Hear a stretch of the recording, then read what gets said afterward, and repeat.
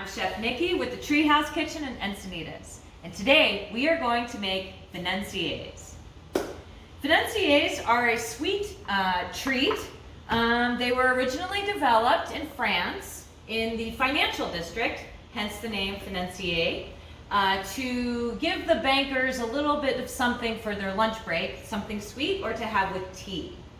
Today we are going to be using a large deep vessel pan. This is a bundt pan, and you can make these in a muffin tin or even little mini muffins, so you have just bite-sized pieces. The first thing you want to do when you're making your financiers is to grease the pan. Now I like to melt butter just enough to make it soft, not quite liquidy. I chill the pan before I brush it. You want to make sure you get into every little crevice. This is going to ensure that you have the really cool looking design of the pan. Again, if you're using just a muffin tin, you can do this the same way. You don't have to be as precise in making sure you get into every little crack of the vessel, but this will make a really beautiful little cake.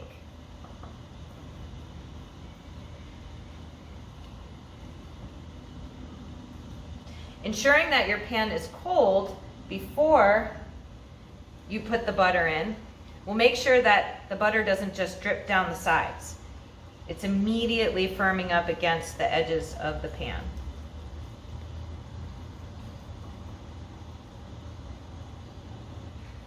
One of the tricks to making the financiers really delicious is to melt the butter into what's called a noisette. Noisette is when your butter turns brown and it starts to smell like nuts. The word noisette is actually French for hazelnut. So we're going to put the butter into the pan and we're going to melt it down.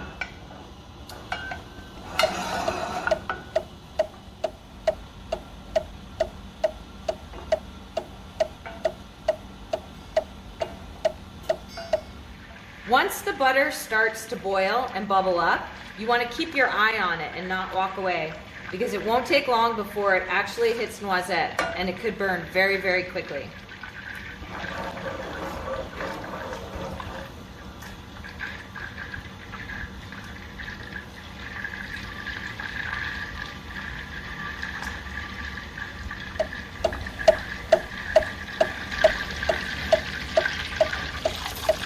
You can see the sides of the pan are starting to form brown spots on the edges. You want to just stir those in. And we're starting to get that aroma, that nutty aroma.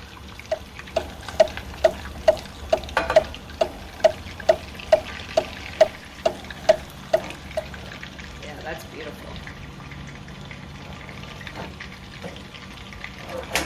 I'm going to turn the heat off to check it, because you can see much better once those bubbles calm down, the little brown bits.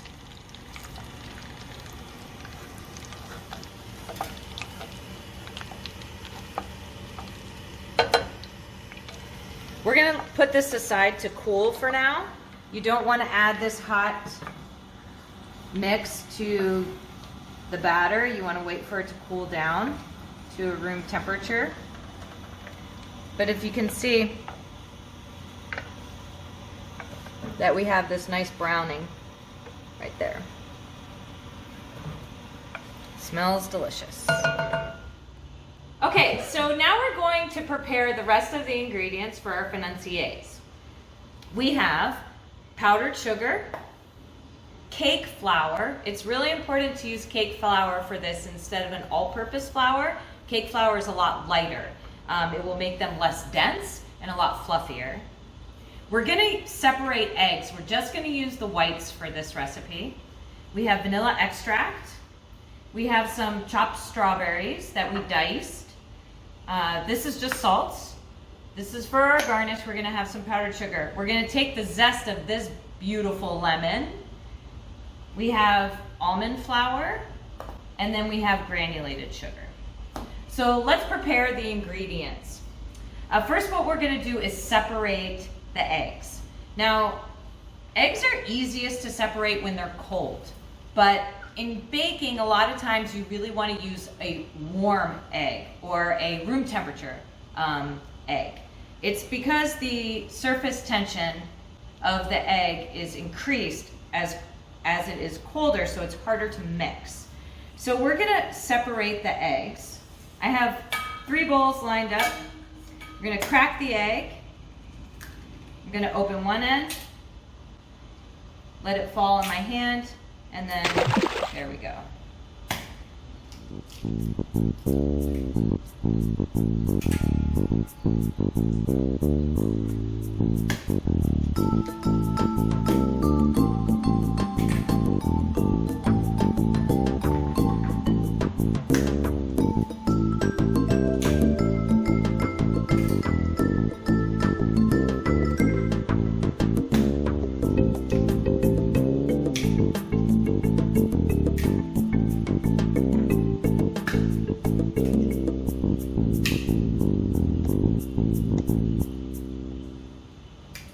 Next, we're gonna zest the lemon. Now, when you're zesting a lemon, a microplane is a great tool to use. You can also use a vegetable peeler, but then you'll have to chop it up very fine. So this does it all in one shot. So when you're zesting, you wanna hold your citrus still and pull the zester towards you. You don't want to go over this white part. That's pith and it's very bitter. What we're looking for is just the oils from the zest. So we're just gonna keep turning it. And the zester only works in one direction, so going back and forth can actually damage the blades and it's inefficient. That looks good. Well, I like a lot of lemon, so we'll add a little extra. Okay, so now we have everything prepared to start making the dough of the financiers. First, we're gonna take our powdered sugar and we're gonna sift it with our cake flour. This will help incorporate the 2 flours and also will take out any type of lumps that we have from moisture in the flour and the sugar.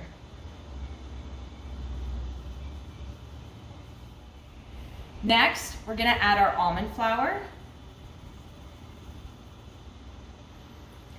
our granulated sugar,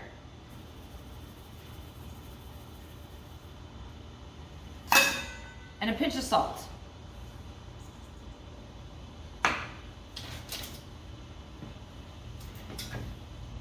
We're going to whisk this all together.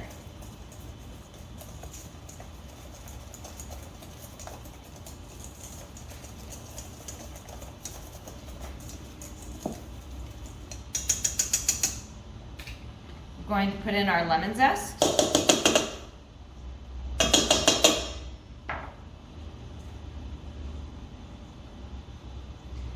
Our egg whites.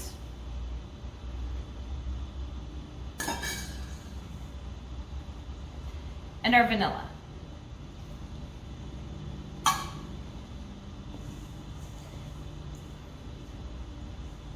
We're going to mix it all up.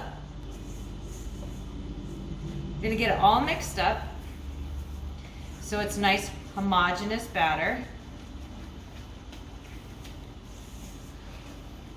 And you really want to mix it until you can't see the egg whites anymore, till it looks like one solid mix. Making sure you scrape down from the bottom up so you get all of the dry ingredients incorporated. Last, what we're going to do is fold in our strawberries. Now you can use any kind of fruit for this. I like berries. You can use blueberries, raspberries. If you're going to use a fruit that needs to be cut, you want to make sure that you dice it fairly small so that you can get a bite of the berry in every bite that you take of the cake.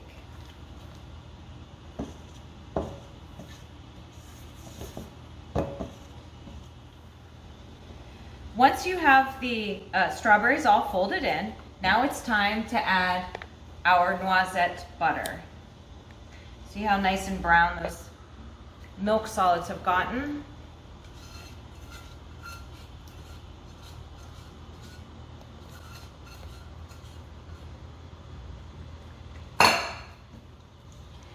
now we're just going to fold that in.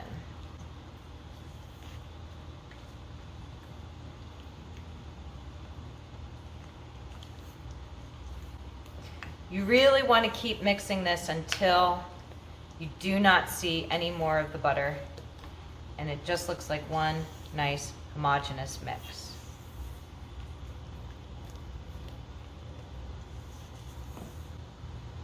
Beautiful. And now we're going to fill the vessels of our cake pan.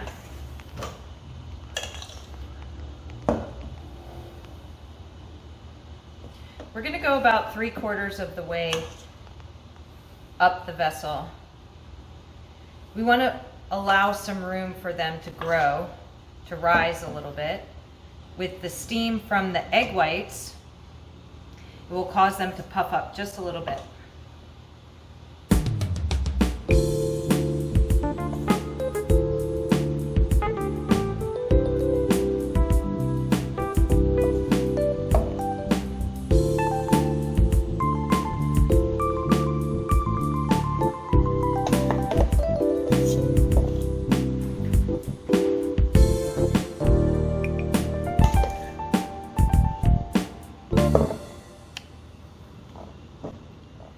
Okay, now we're going to put them in the oven.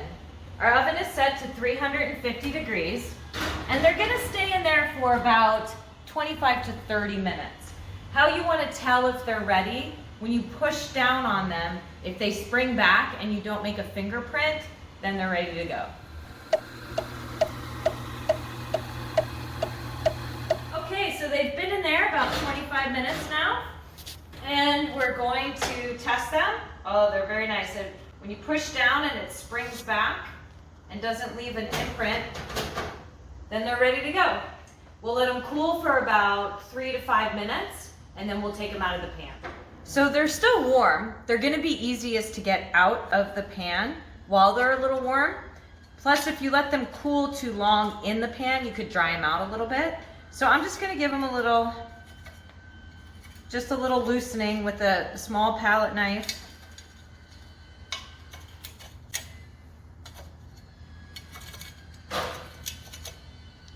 They smell delicious. Okay? We'll just flip them over. Ta-da! At this point, you can let them cool off a little bit, and then you can dust them with their powdered sugar. You can also make a frosting for these. If you take some lemon juice or some milk and mix it with your powdered sugar, you can do a nice frosting if you want them a little bit sweeter.